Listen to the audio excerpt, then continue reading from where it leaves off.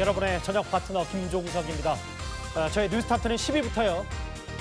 9위, 8위, 7위, 6위 이렇게 카운트다운 형식으로 거꾸로 주요 이슈를 하나하나 만나보겠습니다.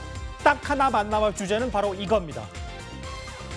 조희대 대법원장 오늘 뭐라 그랬냐면 세종대왕은 법을 왕권 강화를 위한 통치수단이 아니라 백성의 삶을 향상하는 토대로 삼았다. 조 대법원장이 이렇게 말을 했는데요. 물론 원론적으로는 법치와 사법부 독립을 강조한 듯하지만 최근에 집권 여당이 본인을 흔드는 것에 대한 반박 메시지로도 풀이됩니다. 저희가 이 소식을 준비했습니다. 그리고 오늘도 여러분의 댓글 기다립니다. 뉴스타트 유튜브 생방송에 의미 있는 댓글 남기시면 저희가 소개도 하고 질문도 받아보겠습니다. 멀리 가지 마십시오. 1분 뒤에 바로 돌아옵니다.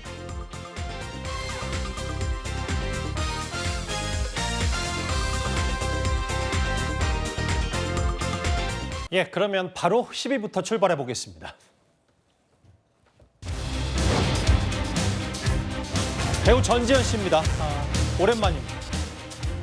최근에 이 배우 전지현 씨와 강동원 씨가 주연을 맡은 한 드라마가 꽤 인기를 얻고 있습니다. 대략적인 줄거리는요. 남북 관계를 중심으로 해서 대선과 외교함, 핵무기 이런 등등 굵직한 이슈들이 줄거리인 드라마인데요. 그런데 전지현 씨가 해당 드라마에서 했던 대사 한마디를 두고 이런 일까지 벌어졌습니다. 먼저 전지현 씨가 제작 발표 때 했던 목소리 먼저 듣고 와서 관련 얘기를 나눠보도록 하겠습니다. 무엇보다도 김희원 감독님과 정석연 작가님의 작품이었기 때문에 배우로서 굉장히 욕심이 났었던 작품이고요. 유엔 대사인 서문주는 어떤 사건에 이제 개입이 되면서 그 사건을 파헤치는 인물이고요. 조용하지만 친화적이면서 단단하면서도 대담한 그런 행동력을 가진 그런 캐릭터입니다. 이 드라마가 이제 전지현 씨와 강동원 씨가 한 작품에서 만났다는 것만 해도 엄청난 화제가 됐었는데 일단 전지현 씨가 해당 드라마에서 했던 대사를 제가 한번 읽어볼게요. 중국은 왜 전쟁을 선호할까요? 핵폭탄이 접경지대에 떨어질 수 있는데. 양지인 변호사님. 이게 전지현 씨가 그냥 어느 SNS나 어디 기자회견에서 했던 얘기가 아니라 드라마 대사인데 중국 내부에서 들끓는 반응도 있다면서요? 맞습니다. 너무 과몰입하는 건 아닌가라는 생각도 드는데요. 말씀해 주신 것처럼 이 북극성이라는 드라마에서 저런 이 대사가 나오고 전지현 씨가 주인공의 입장이다 보니까 사실은 저 대사를 할 수밖에 없었죠. 중국에서 전지현 씨의 인기는 굉장하거든요. 그렇죠? 과거에 별그대가 히트친 이후로 정말 많은 광고에도 등장을 하고 있는데 누리꾼들이 저 대사 한마디에 크게 반발을 하면서 중국이 왜 평화를 좋아하는데 왜 전쟁을 좋아하는 것처럼 이렇게 묘사를 하느냐 반발을 하기도 하고 굉장히 모욕적이다, 이미지에 오명을 씌웠다라고 반발을 하다 보니까 중국 내에서 광고나 홍보 활동을 하는 광고주들이 실제로 일부 광고를 중단하는 일도 발생했고요. 전지현 씨 같은 경우에는 화장품이라든지 시계 다양한 브랜드에서 홍보를 도맡아 담당하고 있습니다. 모델로서. 그런데 지금 일부 광고들의 경우에는 송출이 중단됐고 앞으로도 이 파장이 커질 것으로 예상되고 있는 상황입니다. 양 변호사님, 이게 이런 거잖아요. 그러니까 일부 누리꾼들의 이미지를 메시지를 읽어보면 중국의 이미지에 오명을 씌웠다든지 중국을 모욕하는 연예인들은 용납될 수 없다. 이게 이 화장품과 시계 브랜드 자체 그 회사가 알아서 뭔가 이 광고를 철회한 게 아니라 이런 중국 내부의 압박에 못 이겨서 어쩔 수 없이 광고를 일시 중단했다. 이렇게 받아들이는 게 좀 더 합리적인 거 아닙니까? 그렇죠. 사실 이제 왜냐하면 우리가 브랜드에서 광고를 철회하거나 이제 송출을 중단하는 것은 광고 브랜드 입장에서 굉장히 큰 손해가 발생할 수밖에 없습니다. 그렇기 때문에 이것을 전격적으로 결심하기는 굉장히 힘들고 이 광고가 송출되는 지역의 그러한 여론이라든지 아니면 이 소비자들이 어떤 생각을 가지고 있는가를 주시한 다음에 후속적으로 조치를 취할 수밖에 없는 상황인 것인데 중국 내에서 말씀해 주신 것처럼 실제 불매 운동으로 이어질 가능성이 내비쳐지고 나는 앞으로 전지현이 광고하는 어떤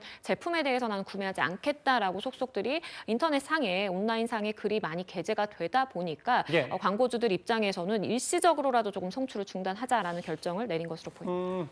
글쎄요, 이제 드라마는 드라마로 소화되고 이제 생산되고 이해해도 좀 괜찮을 것 같은데 발끈한 일부 중국 누리꾼들. 근데 구자랑 변호사님, 이게 뭐 다른 드라마들도 이런 첨예하고 혹은 뭐 민감할 수 있는 외교에 대한 대사들이 많지만 그 다른 나라들은 크게 이건 걸 개의치 않는다고 저는 받아들이고 있는데 중국 관련해서 이런 적이 몇 번 과거에도 있었잖아요. 그렇죠. 그러니까 이런 작품을 대하는 태도가 그 나라의 문화적 성숙도, 국민의 성숙도를 나타내는 지표 아닌가 이런 생각을 하거든요. 예. 저도 예를 들어서 뭐 미국이나 일본이나 우리나라에서도 우리나라를 비판하는 작품이 우리나라에서도 만들어지고 있거든요. 예. 다양한 목소리를 포용할 수 있는데 그거에 대해서 자신들이 불편하다고 해서 불매 운동까지 해서 실질적 압박을 가한다. 이거는 사실 한류 스타 또 한류 작품에 대해서 자신들의 입김에 영향을 받는 대사나 내용을 담아라라는 압박일 수밖에 없습니다.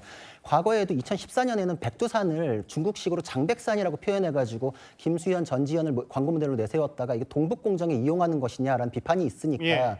굉장한 논란이 벌어지고 또 광고 모델을 하차하는 일이 있었는데 그 이후에도 계속됐거든요. 2020년대는 BTS가 벤플리트상을 수상할 때 예. 한국 전쟁에 대해서 양국 국민의 희생에 대해서 모든 사람이 기억해야 된다라고 하니까 중국 네티즌들이 양국이라고 하는 건 한국과 미국 아니냐, 왜 중국인의 희생에 대해서 언급하지 않느냐라고 했는데 이게 정말 중국적인 사고를 우리나라에게 주입하고 그걸 강요하는 것이다. 왜냐하면 한국 전쟁에 대해서도 중국은 자신들이 전쟁의 당사자라고 생각을 하고 항미 원조 전쟁이라고 하거든요. 예. 그 전쟁 자체를 중국과 미국의 전쟁이다. 거기에 우리나라를 들러리로 세우는 그런 역사관을 갖고 있으면서 다시 그걸 기준으로 다른 목소리가 나오면 공격을 해요. 그러니까 굉장히 편협하고 왜곡된 시각일 뿐만 아니라 그게 다른 국민의 목소리에서까지 나와야 된다는 그런 생각을 갖고 있는 것이 다른 목소리를 수용하지 못하는 지금 현재의 중국의 주소 아닌가 싶습니다. 그게 이제 앞서도 말씀드렸다시피 이것도 과거에 10년 전에 전지현 씨 관련 얘기, 그러니까 김수현, 전지현 씨가 주연했던 아까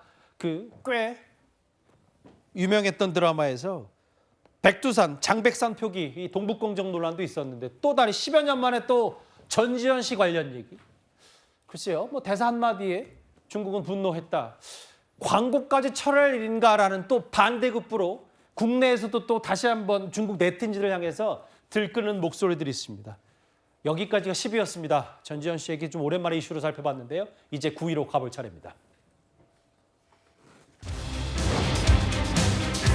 한 예식장 화면이 저희가 AI로 재구성을 해봤습니다. 이 서울의 한 5성급 유명 호텔이요. 예비 신랑 신부들에게 돌연 결혼식 취소를 통보했습니다. 이제부터 하나하나 이 얘기를 좀 해볼 텐데요. 양 변호사님, 한 2달 전 그냥 결혼식 코앞에 두고 한 유명 호텔이 예비 신랑 신부에게 부득이하게 결혼식 예약을 취소할 수밖에 없다. 이 통보 때문에 오늘 온라인이 꽤 시끄러웠어요. 그렇죠. 그러니까 호텔의 사정으로 뭐 일부 예약을 취소하거나 변경하는 일이 있을 수 있다라고 하더라도 지금 얼마 남지 않았습니다. 11월 초에 잡힌 예식인데 이 부분에 대해서 변경이나 취소가 필요하다라고 하다 보니까 이 소비자들이 굉장히 반발을 하고 있는 상황이고 호텔 측에서 설명을 하기로는 11월 초에 국가 행사가 예정이 되어 있고 그래서 부득이하게 취소나 변경을 할 수밖에 없다라고 설명을 하고 있는 상황입니다.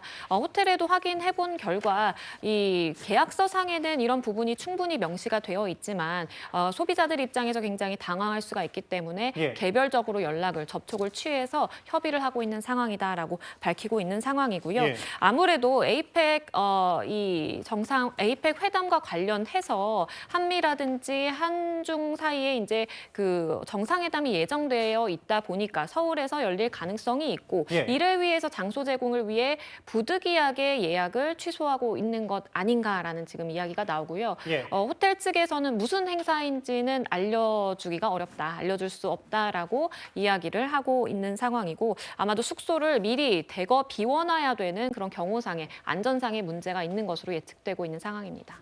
예상컨대 이제 국가 행사, 뭐 에이펙 관련 아니냐라는 관측이 나올 수밖에 없고. 그런데 오늘 온라인에 여러 SNS를 통해서 이런 글들이 올라왔어요. 저의 일륜지 대사인 결혼식이 11월 2일로 예정돼 있었으나 정부의 공식적인 요청으로 호텔 측으로부터 예식 취소에 대한 갑작스러운 연락을 받게 됐습니다. 50일밖에 안 남았는데 이렇게 돌연 취소 통보를 받았다라고 얘기를 하면서 SNS를 통해서 저렇게 본인의 결혼식 장소와 혹은 시점이 좀 분명하지 않았다라는 SNS 글을 올린 저 영상도 있는데 그 양 변호사께서 기혼자시니까 실제로 이게 신랑 신부 입장에서 보면 코앞에 두고 갑자기 돌연 이렇게 취소 통보를 하고 근데 심지어 이제 계약서상에 이게 어느 정도 포함됐는지 여부가 불분명하다면 얼마나 당황스럽겠습니까?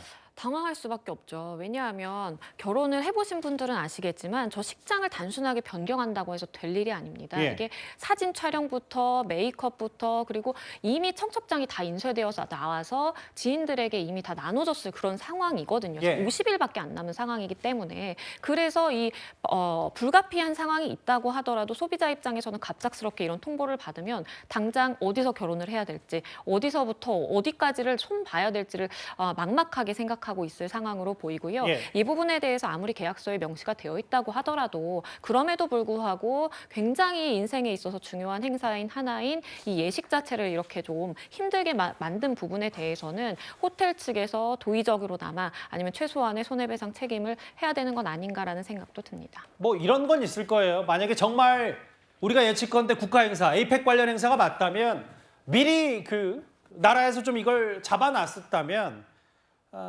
결혼식을 1, 2년 전에 이 해당 호텔을 잡아놨던 예비 신랑 신부들이 나중에 코앞에 두고 돌연 취소 통보를 받는 일은 없었을 텐데 여러 가지 설왕설래들이 있고 일부 예약자들 뭐 계약도 다시 해야 되고 이 결혼식 전반적인 스케줄을 다 다시 짜야 되기 때문에 고충과 불편이 이만저만이 아닐 겁니다. 관련해서 하나 해당 뭐 공방거리 하나 있는데 다음 화면 만나볼까요? 이재명 대통령이 지금 경주에서 열리는 에이펙 관련해서 오늘부터 10월 1일까지 열흘간은 대한민국 새 단장 주간이다.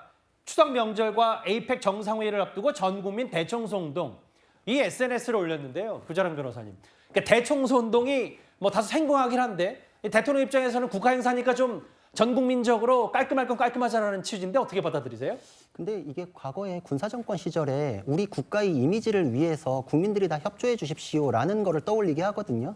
굉장히 올드한 국가주의를 떠올리게 하는 것이다. 그리고 호텔에 대해서 취소했던 것도 그거랑 똑같거든요. 사실 헌법상으로는 개인은 국가 안에 속해 있는 일부분이 아닙니다. 헌법상으로는 개인과 국가는 대등합니다. 그렇기 때문에 자신의 자유를 지키기 위해서 부당함에 대해서는 이의 제기를 할 수 있거든요. 그래서 예. 헌법에도 공공 필요를 위한 재산권의 수용, 사용 제한에 대해서는 필요시 법률로 제한해야 되며 그거에 대해서는 정당한 보상을 하게 돼 있어요. 그러면은 이 호텔 같은 경우에는 내가 이 일로 인해서 영업상의 여러 위약금을 물어줘야 되는 피해가 있기 때문에 안 됩니다라고 거절할 수 있어야 되고 예. 거절할 경우에는 법을 만들어서 제한하지 않으면 이건 못하는 거예요. 근데 예. 이게 그냥 정치적인 압력에 의해서 호텔이 수용을 해버렸어요. 예. 그래서 파생되는 여러 가지 그럼 그 개인의 경우에는 여러 가지 위약금을 쓰드면은 자기가 계약했으니까 물어줘야 될 것이고 그리고 해외 여행도 자기가 일정을 바꾸면 그건 자기 사정이잖아요. 예. 파생되는 그 손해에 대해서 정부가 다 물어줄 건가요? 이거에 대한 거 없이 호텔과 개인이 알아서 정리해라는 식으로 국가는 빠져 있다. 이거는 그냥 국가의 필요에 의해서 외국 손님들 잘 맞기 위해서 필요한데 당신들이 감수해라. 청소도 필요하고 깨끗한 거 필요한데 당신이 나서서 좀 해라. 그거에 대한 보상?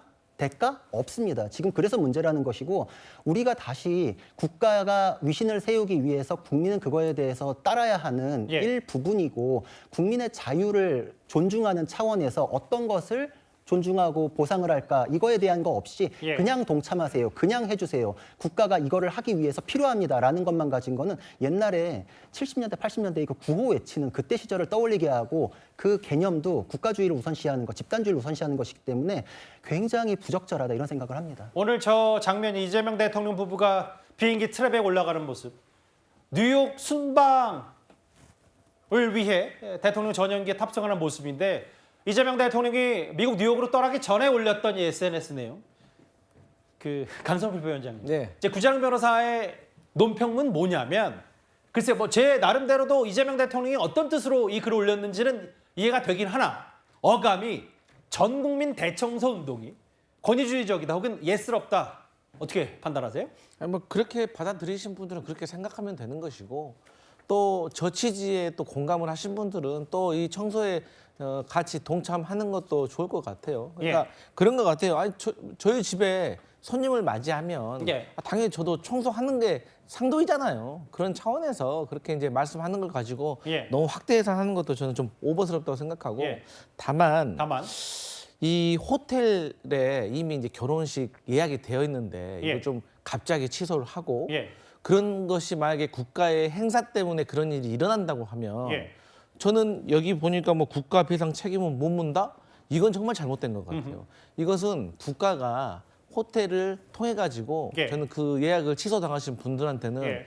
그에 합당한 그 배려가 반드시 있어야 된다. 사실 그렇게 한다고 하더라도 그분들은 피해를 입는 거거든요. 아, 그럼요. 예, 그래서 이 부분만큼은 조금 정부에서 책임 있는 행동을 보여야 된다. 그렇게 생각합니다. 서울의 한 5성급 유명 호텔에서 결혼식을 바로 코앞에 두고 예약 취소를 통보한 얘기 때문에 오늘 하루 종일 온라인도 꽤 시끄러웠습니다. 9위였습니다. 이젠 8위로 가보겠습니다.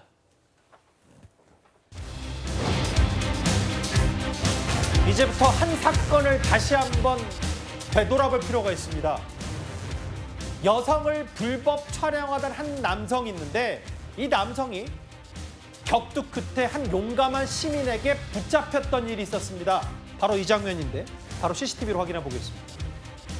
이게요, 지난달 서울 송파구에서 있었던 사건입니다.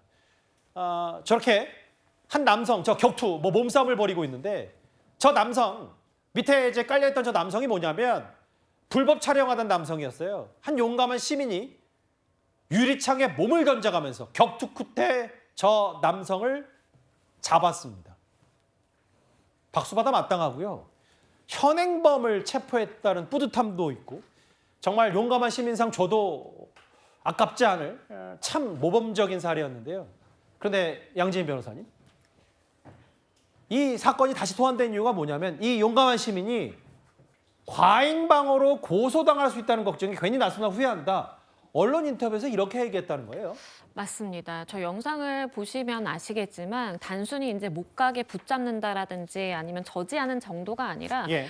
당연히 붙잡힌 사람이 강경하게 이 몸부림을 치는 상황이다 보니까 물리적인 접촉이 발생할 수밖에 없는 상황이었어요. 게다가 유리창을 뚫고 이렇게 두 사람이 쓰러지면서 이 실랑이가 벌어지는 상황이었기 때문에 물론 저 용감한 시민분도 부상을 입었고 그리고 저 불법 촬영을 한 용의자 역시도 다친 상황입니다. 두 사람이 모두 병원에 가서 치료를 받은 상황이기 때문에 예.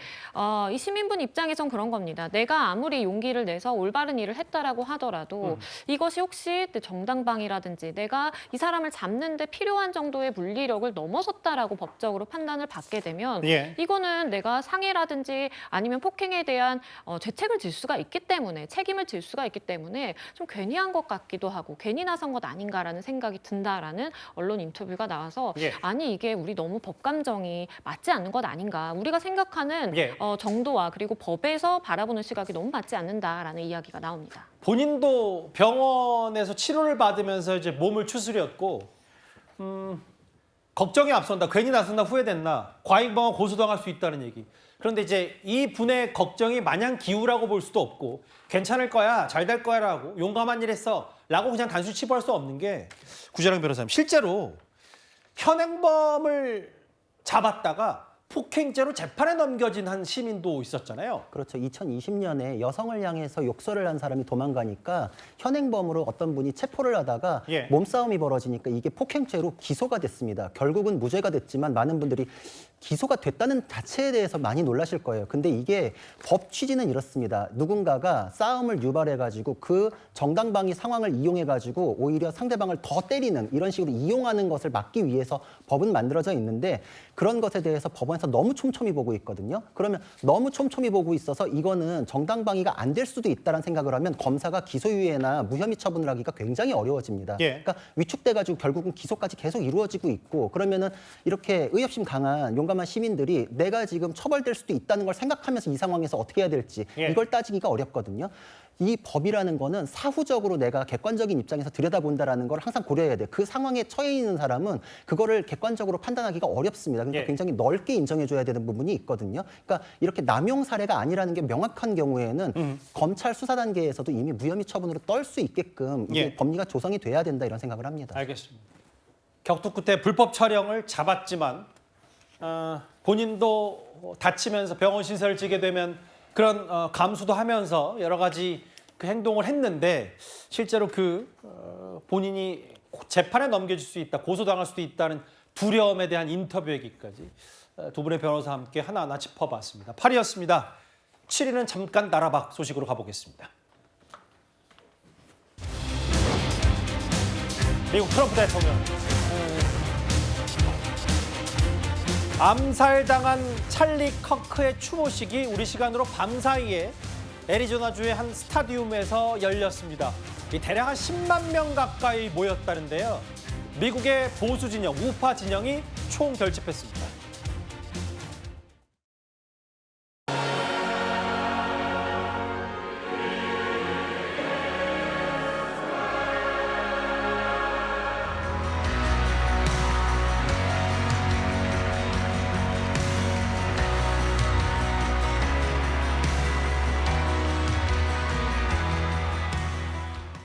Charlie died with incomplete work, but not with unfinished business.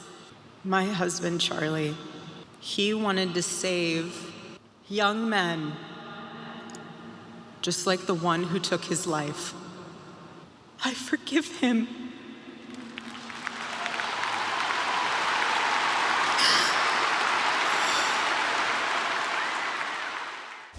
Our greatest evangelist for American liberty became immortal.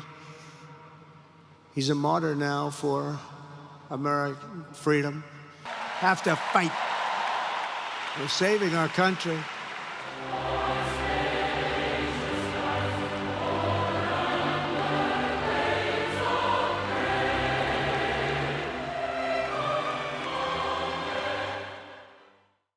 예, 현장 스케치부터 해볼게요. 6시간 전부터 대기줄 있고 대략 10만 명 가까이, 거의 미국의 프로풋볼, 슈퍼볼 결승전을 방불케 할 정도로, 슈퍼볼 방불케 할 정도로 대규모 군중들이 다 운집을 했고, 성조기를 상징하는 3가지 색깔의 드레스 코드였습니다. 빨간색, 파란색, 그리고 흰색. 그 이현정 의원님. 네. 뭐 공화당 전당대회 같았다라고 하는데, 뭐 보수 결집, 뭐 기독교 종교, 그리고 거의 그 비백인들을 볼 수 없었던 여러 풍경들이 펼쳐졌다고 하더라고요. 사실 찰리 커크라는 사람이 이제 국내에서는 뭐 그렇게 썩 알려져 있지 않는 인물이지만 미국에서 특히 보수 우파와 그다음에 이제 기독교 예. 이쪽에서는 꽤 유명했던 인물입니다. 젊은 시절부터 사실은 이 보수 운동, 거기에다가 이제 기독교 운동 예. 이걸 겸해서 사실 전국 대학교에 거의 한 200군데 넘는데 지부가 있을 정도로 꽤 세력이 강하고, 사실 이번에 이 트럼프 대통령의 어떤 선거 운동 이걸 일으키는데 아주 1등 공신이라고 그래요. 더군다나 이 제이디 벤슨 부통령이 사실상 이 찰리 커크와 함께 예. 활동을 했고, 벤스를 사실 이제 천거한 게 바로 이 찰리 커크라고 합니다. 예. 특히 이제 미국 내에서는 뭐 어떤 면에서 다음 대통령은 커크가 될 수도 있다라는 그런 이야기도 있었어요. 즉 공화당이 어떤 젊은 보수 후보를 내세운다면 제이디 벤슨 지금 부통령이나 아니면 커크가 될 수 있다. 그만큼 이 인물이 미국 사회에서 가진 영향이 꽤 컸습니다. 이제 꽤 젊은 나이인데도 불구하고 이 본인의 어떤 비폭력적으로 어떤 토론을 중심으로 해서 전국 예. 대학의 젊은이들을 굉장히 많이 했고, 특히 이제 백인과 기독교 여기에 굉장히 영향이 컸던 인물입니다. 그렇죠. 오죽했으면 사실은 이 6일 동안 추모 기간 동안 관공서에 조기를 개항하라고 저 자리에 미국의 모든 내각과 대통령이 전부 다 참석을 했습니다. 뭐 적어도 내각 인사가 21명이 참석했다고 하더라고요. 네. 그러면서 이제 저기 보이는 부인이 앞으로 찰리 커크를 이어서 이 운동을 함께 전개하겠다는 것인데, 예. 상징적으로 이제 마가 세력 플러스 미국의 기독교 복음주의 세력, 이 세력들이 총결집한 그런 행사였기 때문에 뭐 하여튼 미국뿐만 아니라 전 세계적으로 영향이 상당히 크게 미친 것 같습니다. 이름만 대면 알만한 뭐 루비오 장관도 있고요. 여러 백악관을 주축으로 해서 트럼프 대통령의 참모들도 총출동했고, 무려 20여 명의 내각 인사들, 장관들이 저 추모식을 함께했고요. 뭐 마찬가지로 트럼프 대통령과 벤스 부통령 아예 초상화, 대형 초상화까지 내걸고, 저기 애리조나주 스타디움이 한 9만 명 수용할 수 있다는 10만 명 가까이가 운집을 했습니다. 그런데 트럼프 대통령의 메시지가 의미심장하거든요. 성춘 부의장님. 예. 미망인인 커크 부인은 범인을 용서한다. 남편도 그랬을 거라고 하는데, 반면에 트럼프 대통령은 총은 커크를 겨눴지만 그 탄환은 우리 모두를 겨냥했다. 투사이자 순교자이다. 적을 용납할 수 없다.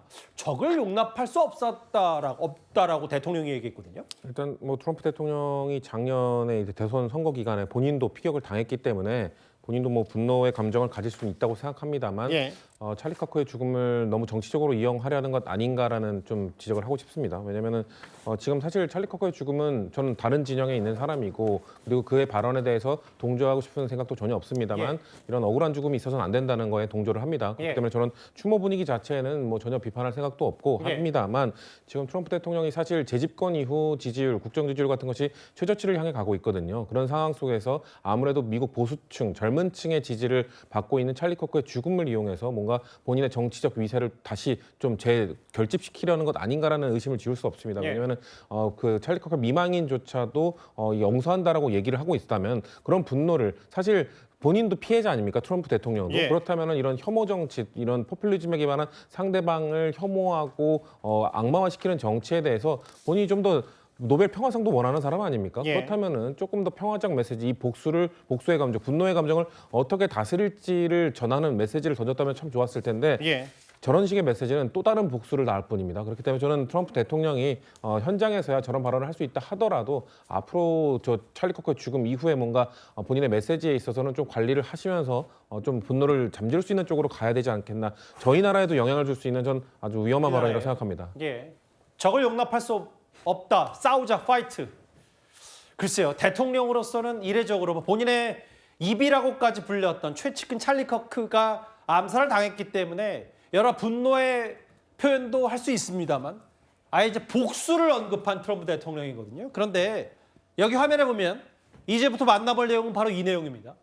트럼프 대통령은 저 자리에서 커크의 추모식 자리에서 우리나라도 소환을 했습니다. 직접 한번 들어보겠습니다. In the days since Charlie's death, we have seen how his legacy has touched so many millions around the world. In Seoul, South Korea, crowds gathered to wave American flags and shout, "We are for Charlie Kirk." 구자룡 변호사님, 대한민국 서울에서는 군중들이 모여 성조기를 흔들었다.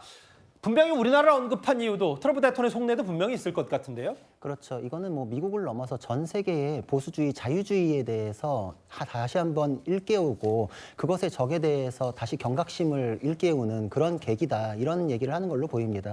지금 우리나라에서 뭐 이거에 대해서 얘기하는 거를 뭐 성조기를 들었네, 왜 모르는 사람에 대해서 하냐, 뭐 이런 비판하는 분들도 있는 걸로 아는데 전혀 그렇지 않은 게 과거에도 전 세계적으로 벌어진 사건에 대해서 입장 표명을 했던 경우가 있거든요. 뭐 예를 들어서 백인 경찰에 의해서 사망한 흑인 조지 플로이드에 대해서는 국내에서 정치인들도 다 메시지 냈고 국내에서 인권 시위도 있었어요. 이제 그런 거랑 같다. 그러니까 이 사건에 대해서 공감하고 신념을 위해서 활동했던 사람이 암살을 당했을 때 그거에 대해서 무엇이 부당한지, 무엇을 지켜야 되는지에 대해서 공감하는 거는 전 세계적인 그런 입장이다. 이렇게 볼 수 있습니다. 그렇기 때문에 우리나라에 대해서 언급하는 것뿐만 아니라 다른 나라에 대해서도 많이 언급을 했거든요. 그것이 공통의 가치, 그 자유주의와 보수주의에 대해서 우리가 더 지켜야 된다는 메시지를 내고자 그렇게 언급했던 걸로 보입니다. 강선필 부위원장님. 근데 이제 아까 트럼프 대통령도 뭐 복수를 천명하다시피 싸우자라는 취지도 얘기했고 이제 부인 미망인 에리카 커크가 일단 이제 남편이 이끌었던 여러 선명성 운동을 한다. 트럼프 대통령도 이제 그걸 전폭 지원하고 이제 미국 내 이 정세와 지금 특히 이제 급진 좌파를 겨냥했던 트럼프 대통령의 목소리를 어떻게 받아들이시겠어요?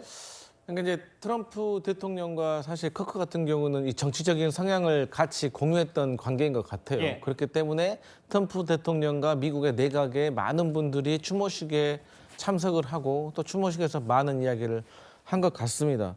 그래서 이제 그러면 찰리 커크가 그동안 해왔던 보수 운동은 뭐냐라고 살펴보니까 일단 기본적으로 전통적인 보수의 가치에 대해서 얘기를 많이 했다고 제가 찾아봤습니다. 일단 뭐 자유시장이나 작은 정부, 그리고 반좌파, 그리고 이제 트럼프의 이제 마가와 관련된 것들을 미국 전역에서 공감받을 수 있도록 운동을 해왔기 때문에 이 부분에 있어서는 이제 찰리 커크의 배우자가 이것을 상징적으로 이어받아서 할 것 같다. 사실 저희 우리나라도 보면 사실 고 뭐 김근태 의원의 또 배우자인 뭐 인재근 의원이 또 같은 성향의 운동을 하는 것처럼 또 미국에서도 그렇게 커크에 대신해서 커크의 상징적인 배우자가 또 저 운동을 해 나가는 것이 가장 그쪽 조직이 계속해서 보수 운동을 해 나가는데 용이할 것 같다는 판단에서 예. 저런 움직임이 있는 걸로 해석할 수 있겠습니다. 그 마가 보수파가 총집결했다는 얘기를 전해드리면서 오랜만입니다. 일론 머스크 테슬라 최고 경영자도 실제로 저 자리에 참석을 해서 바로 트럼프 대통령 옆자리에서 불과 석 달 만에 추모식에서 환담을 나누는 모습까지 포착됐고 마치 일각에서 공화당의 전당대회를 방불케 했다는 얘기, 10만 명이 운집한 커크 추모식에 트럼프 대통령 메시지 얘기가 저희가 준비한 7위였습니다. 이제 저희 국내 정치권 소식 국회로 가볼 차례가 왔습니다.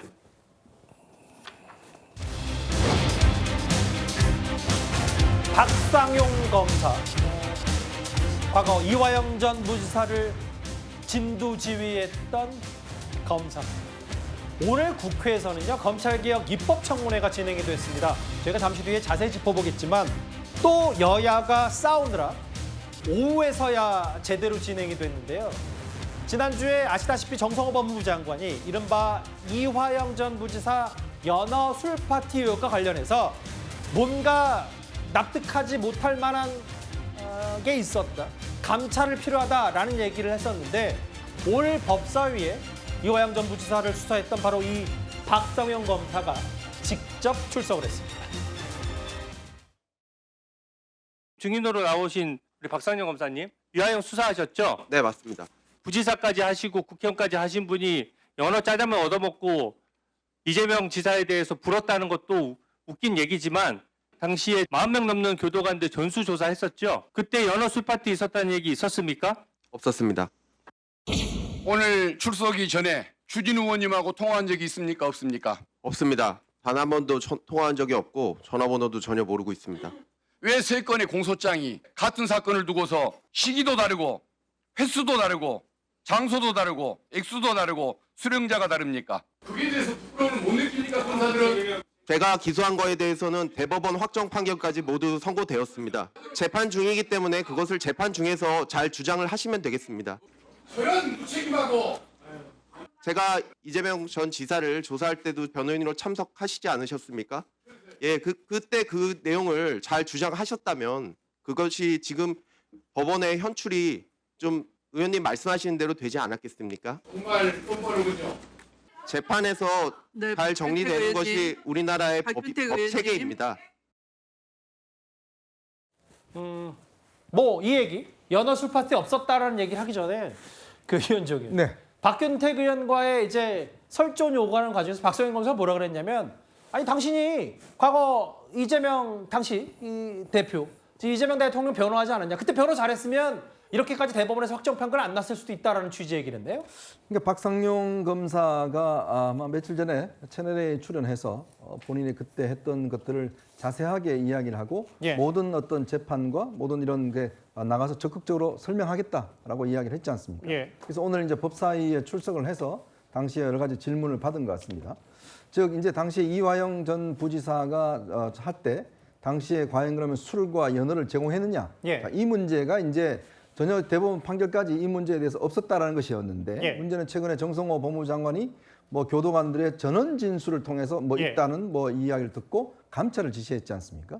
근데 당시에 조사에 입회했던 변호사조차도 그런 일이 없었다고 이야기를 하고 있고 예. 지금 이제 박상용 검사가 이야기하는 게 아니 박균택 당시에 변호인이었는데 이재명 대통령 그러면 본인이 이 재판 과정에서 그런 사실들에 대해서 대응을 했더라면 이러지 않았을 거 아니냐라는 예. 문제를 지적하는 거예요. 그러니까 지금 국회라는 공간이 아니라 의원 신분이 아니라 충분히 당시에 그런 것들에 대해서 증거를 제출하고 했더라면 상황이 바뀌었을 텐데 그러니까 이런 부분에 대한 지적을 하는 거거든요. 예. 자 그렇다면 지금 아마 박상용 검사는 굉장히 본인의 소신과 당시의 어떤 상황에 대해서 굉장히 자신감이 있는 것 같습니다. 예. 그러니까 방송 출연도 하고 지금 법사위에 참석해서 저렇게 떳떳하게 질문을 받아내는데 예. 자 문제는 이 윽박지른다고 사실 이걸 진술을 받아낼 수 있는 문제가 아니지 않습니까? 예. 그렇다면 뭔가 술을 마셨고 연어를 제공했다라는 명백한 증거를 제시를 해야지 예. 저런 방식으로 윽박지른다고 상황이 바뀔 것 같지는 않습니다. 그러게요. 저 구도를 박상용 검사는 이제 마치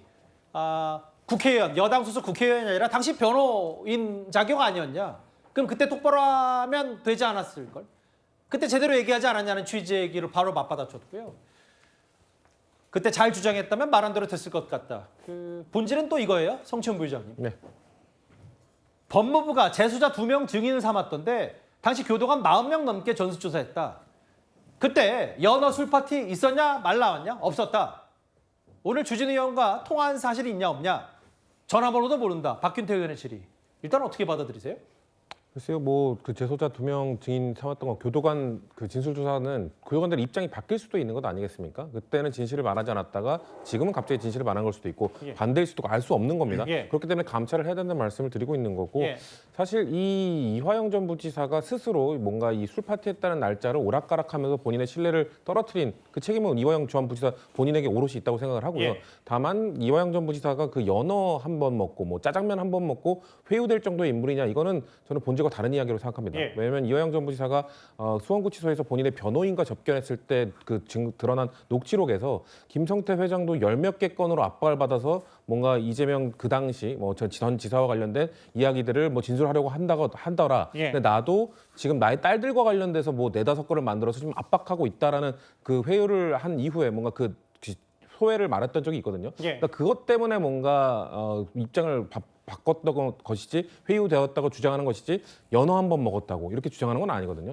그리고 저는 이번 정성호 장관의 법무부 이 감찰로 통해서 좀 털어낼 수 있지 않을까라는 말씀을 드리고 싶습니다. 어떤 걸 털어냅니까? 왜냐하면 저희 진영에서도 지금 이화영 전 부지사의 말을 오롯이 믿고 예. 이거 회유 있었던 거 아니냐 주장하는 분들 있잖아요. 근데 정성호 법무부 장관의 지시로 감찰을 했는데 정말 아무것도 나오지 않았다면 예. 그러면 이제 믿을 수 있게 되지 않을까요? 그리고 만약에 정말 뭐가 나왔다면 예. 그러면은 그 보수 진영에서도 한번 번복된 거니까 한 번 더 진실을 뭐 파헤쳐야 된다 뭐 이런 주장을 하실지 모르겠습니다만 전 그래도 이번 감찰을 통해서 이거 참 캐캐 묵은 이슈라고 보는데 너무 파티 의혹이요? 예. 네, 너무 오래된 이 갈등의 요인을 좀 한번 털어낼 수 있는 전 계기가 감찰을 통해서 이루어졌으면 좋겠다는 말씀드립니다. 근데 성치훈 부장님 이게 예.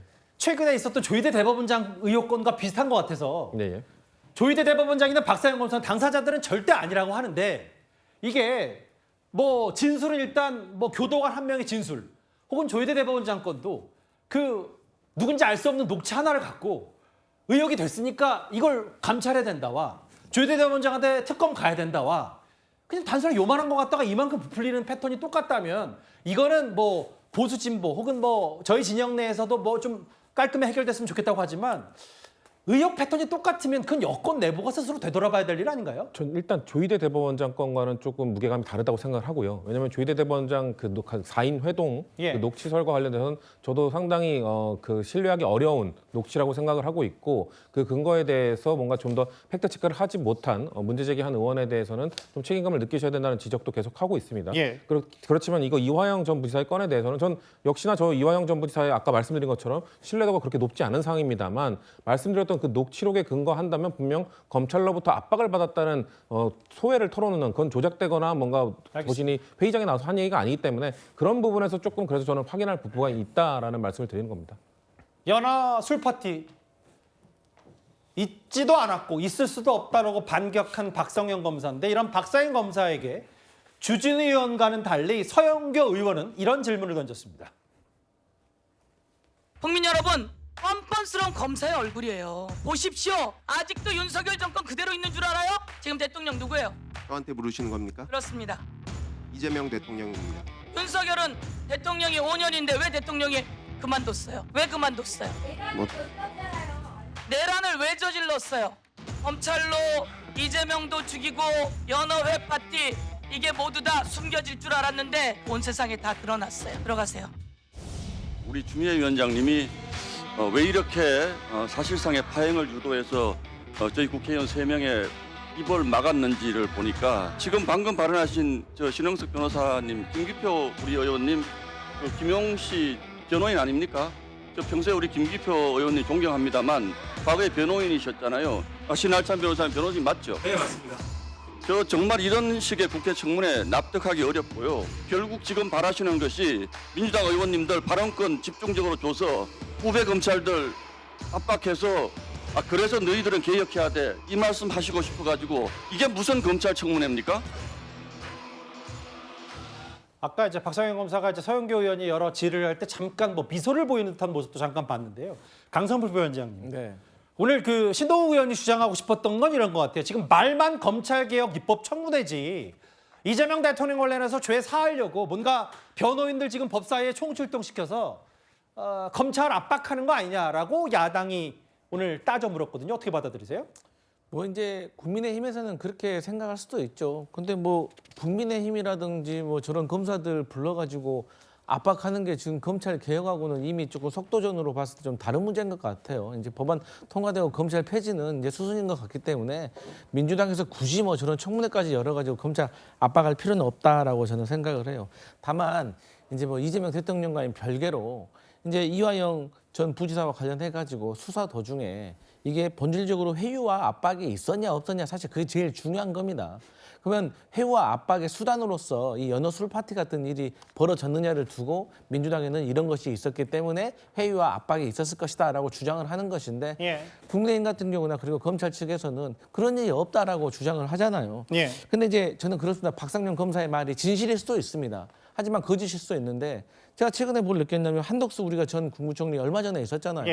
아니 CCTV로 증거가 나오기 전까지는 끝까지 바락바락 거짓말을 쳐요. 김영현 전 국방부 장관 어땠습니까? 계엄에 대해서 경고하면은 그런 일이 이 세상에 어디 있냐고 뭐 눈 부릅뜨고 달라들고 그 건너편에 있는 국민의힘도 같이 조롱하고 그랬잖아요. 물론 뭐 그분들이 다 그렇다고 해서 다 일반할 수는 없죠. 그러니까요. 어쨌든 간에 그런 모습을 우리가 봤기 때문에 끝까지 의심을 할 수가 있는 거고 그 의심이 사실과 다르다고 하면 저렇게 또 주장하는 서영교 의원이나 박균택 의원이나 정치적으로 책임을 져야겠죠. 하지만 저런 것이 뭐 다 마치 거짓말인 듯 아닌 듯 이렇게 치부하고 물어보는 것 자체를 나쁘게 볼 수는 없다. 저는 그렇게 생각합니다. 서영교 의원은 뭐 이제 본인의 주장과 질의 이후에 박상용 검사에게는 뭐 이렇다 할 답변 기회는 주지 않은 듯해요. 화면상으로 봤을 때 박상용 검사 잠깐 웃는 모습도 있었고요.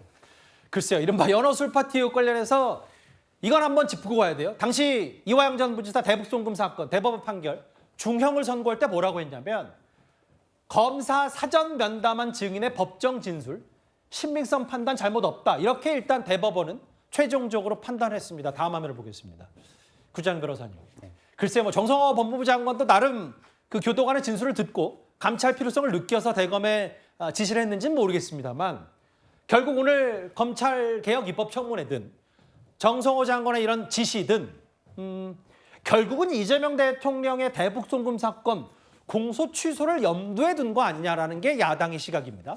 그러니까 되게 무리한 주장을 통해 가지고 재판을 뒤집어 엎으려고 한다. 이런 비판 피할 수 없는 게 예를 들어서 연어술 파티라는 거는 이미 방금 대법원 판결까지 난 사안입니다. 의문이 그때 정리가 됐거든요. 근데 대법원 판결이 났는데 이거에 대해서 조사해 가지고 뭐 민주 진영에서도 더 믿을 수 있는 계기가 된다? 대법원 판결이 난 이후에 또 얘기하는 것 자체가 판결 불복이에요. 그리고 이 얘기는 재판 과정 중에 있었던 얘기이기 때문에 재론을 하는 것 자체가 사법부 공격, 판결 불복입니다. 왜냐? 저는 이번에 박상용 검사가 채널A에 한번 방송 출연을 하고 이번에 법사위에 나왔기 때문에 제가 조금 궁금했던 부분이 완전히 해소가 됐거든요. 예를 들어서 이재명 대표가 당시 대북 송금과 관련해 가지고 조사를 받고 나올 때 날인 거부를 했었어요. 그리고 날인 거부했을 때 그 이유에 대해서 뭐 설명하고 그럴 때 박균택 의원이 뭐 운전면허증 제시하고 그래서 좀 망신살 뻗치고 이랬던 거 다 기억나실 거예요. 그때 왜 날인 거부를 했을까? 이화영 부지사는 왜 법정에서 부부싸움을 했을까? 그 부분에 대해서 맥락이 조금 이제 의문이 있었는데 이번에 박상용 검사가 그거에 대해서 얘기를 하는 게 우리 수사기관에서 전혀 모르던 얘기까지 다 해주면서 이화영 부지사가 진술을 했다. 그렇게 시인을 해가지고 수사기관에서 자료도 확보하고 국정원 문건까지도 확보를 할 수 있었다. 우리는 생각도 못했던 거다. 그러고 나니까 법정 부부싸움이 벌어졌고 그러고 나서 그 조서를 기반으로 해서 대북송금에 대해서 질의를 하니까 이재명 대표가 날인 거부했고 이런 것들이 저는 이번에 다 풀렸어요. 그러니까 오히려 압도적으로 유리한 입장에서 의원들이 막 찍어 누르면서 질문을 했는데 진실을 말하는 사람은 그거 다 디펜스가 돼버리거든요. 그럼에도 불구하고 이게 해명이 됐는데 예전에 뭐 다른 거 민주당이 주장한 거 맞지 않냐 그런 사례도 있지 않냐 뭐 한덕수 총리 얘기하고 이랬는데 고장난 시계도 하루에 2번은 맞습니다. 그건 그거고 이건 이거죠. 다른 거 갖고 올 게 아니고 이거 통해 가지고 공소 취소에 빌드업을 쌓는다라고 할 경우에는 이 사법 리스크를 완전히 털겠다라는 건데 공소 취소라는 거는 기소한 사건을 없애는 거예요. 근데 여기에 함정이 뭐냐면 공소 취소한 사건은 나중에 정말 결정적인 새로운 증거가 등장하지 않으면 재기소를 못 합니다. 그 완전 사건이 묻혀버리는 거예요. 그러니까 무슨 핑계든지 간에 여론의 힘으로 법을 눌러버리고서 공소 취소를 한다라고 하면은 이재명 대통령의 사법 리스크 하나는 그냥 판결도 못 받아보고 날아가는 겁니다. 사실은 오늘 검찰개혁 입법청문회에 앞서서 김병기 원내대표가 어제 배임죄 폐지를 추진하겠다고 했죠. 야당에서는 이걸 1호 수혜자는 이재명 대통령 아니냐 반발하고 있는데 화면을 저희가 준비했습니다. 단순히 배임죄를 싹 없애버리겠다? 그러면 이진숙 얼마 전에 대장MB 사장도 업무상 배임으로 지금 송치를 했던데 그것도 면소죠. 그러면 그런 경우까지 다 일률적으로 다 면소가 돼버리잖아요. 그건 안 된단 말이죠. 그러니까 대통령이 임기가 끝나고 재판 다 끝나고 그다음에 어떤 논의가 되는 게 맞지. 저는 대통령이 여기에 걸려 있는데 굳이 여기서 뭐 이렇게 자기의 신발끈을 다시 밀 필요가 있나요? 오해받게. 성층 부장님, 이거 지금 배임죄 폐지하면 검찰로 넘겨진 이진숙 방통위원장도 면소된다. 이거 괜찮냐라는 근본적인 의문도 설주환 변호사가 던졌더라고요. 근데 그럼 배임죄 폐지를 오랜 기간 동안 주장해왔던 쪽이 민주당입니까? 민주당은 아니거든요. 그러니까 배임죄 폐지는 사실 기업에서 계속해서 뭔가 기업의 회장들이나 기업 운영함에 있어서 너무 큰 부담을 주기 때문에 본인들에게 이거를 하지 말아달라는 계속 요구가 있었던 것이고 사실 그래서 상법 개정을 할 때 2차 개정안에 이 배임죄 관련 내용이 들어갔던 것입니다. 물론 국민의힘 입장에서 봤을 땐 저런 내용들이 눈에 띄게 보일 수 있겠죠. 이것도 적용받는 것 아니냐. 그러면은 저는 기업의 그런 요구들을 받아주는 입장에서 배임죄 폐지를 추진하고 있다면은 그러면은 기업과 뭐 정치권을 분리한다든가 자치단체를 분리한다든가 이런 식의 뭐 중재안을 낸다든가 이런 식의 뭐 그 사실상 그 이재명 대통령의 배임죄를 면소하기 위한 것 아니냐라는 주장을 하고 싶다면은 그럼 수정안이나 개정안을 좀 내놓으면 안 되는 겁니까? 그런 식으로 문제를 풀어가기 위해 노력해야지 이건 이재명 대통령을 위한 법이다라고만 해버리면은 이 배임죄를 주장했던 기업들의 입장은 그냥 쌍그리 무시가 되는 것이기 때문에 저런 식의 비판은 있을 수 있으나 그럼 결론은 중재안을 통해서 협의를 해보자는 말씀을 드리고 싶습니다. 근데 이게 지금 법리가 완벽하게 구비가 돼 있어요. 우리 판례상으로는 경영 판단의 법칙이라는 게 있어서 기업체에서 경영상 판단으로 손실이 끼쳤다는 것만으로는 처벌하면 안 된다라는 법리가 있습니다. 그러니까 정말로 이재명 시장 당시의 일이 판단을 하느라고 했는데 손실이 끼쳐진 결과적인 얘기입니다라고 정말 자신 있게 무죄 주장을 하실 것 같으면은 현재의 법리상으로도 무죄 받을 수 있어요. 근데 법을 없애버린다라고 했을 때는 이거는 기업체에 대한 문제뿐만이 아니라 우리 일반 사인에게 모두 적용됩니다. 예를 들어서 제가 누군가에게 심부름을 시켰는데 그 사람이 저한테 10,000원 갖다 줘야 되는데 빼먹고서 5,000원만 갖다 주잖아요. 그것도 배임죄예요. 제가 식당 사장인데 카운터 직원이 자기 아는 사람이라고 10,000원짜리 국밥을 5,000원만 받고서 했다라고 하면은 정말 이것도 배임죄입니다. 우리 국민들 다 적용되는 문제고 지금 수천 명이 배임죄로 재판을 받고 있어요. 근데 이재명 대통령에 대한 이 오해라고 주장하시는데 그것 때문에 지금 재판받는 사람 다 풀어준다라고 했을 땐 반대편에 배임죄의 피해자도 국민입니다. 그분들 어떻게 해결할 건가요? 그거에 대한 거 없이 추진하고 있기 때문에 더더욱이나 의도를 의심받고 있는 겁니다. 연어 술파티 있을 수도 없다. 박성현 검사의 반격이 오늘 검찰개혁 입법청문회에서 있었다면 다음 주제는요. 그 법사의 시간을 잠시 오전으로 돌려보겠습니다.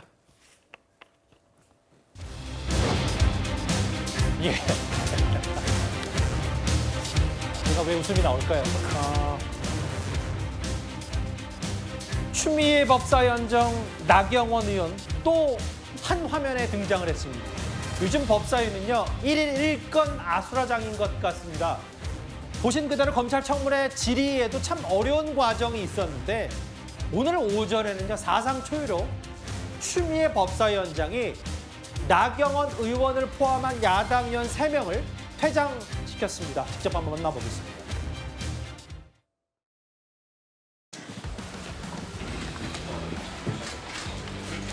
제2차 경고를 하겠습니다. 공적체나 유인물을 철거해 주시기 바랍니다. 2차 경고에 응하지 않았으므로 회의의 질서유지권을 발동합니다. 송석 대전하십시오. 조배석 의원님, 나경원 의원님 퇴장해 주시기 바랍니다. 퇴장하세요 이제. 회의 좀 하게. 경고 퇴장을. 퇴장을 명했습니다. 검찰개혁 입법청문회를 상정합니다. 추미애 법사위가 아닙니다. 어디 경고 나경원의 법사위가 실시하기에 앞서 여기가 나경원 법사위예요. 여기가 나경원 법사위예요. 들어가세요.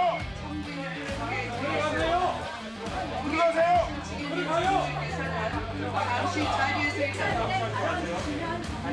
이게 무슨 말입니까? 어차피 받아서 주셔야지. 사실은 다른 거 아니고 일단 좀 앉으시라고요. 이렇게 하는 것이 윤석열 오빠한테 무슨 도움이 되십니까, 나경원 의원님?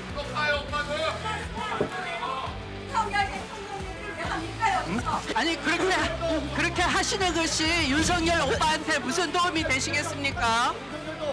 경위 여러분들께서는 의원님들이 퇴장할 수 있게 해주십시오. 여기에 못 들어와요.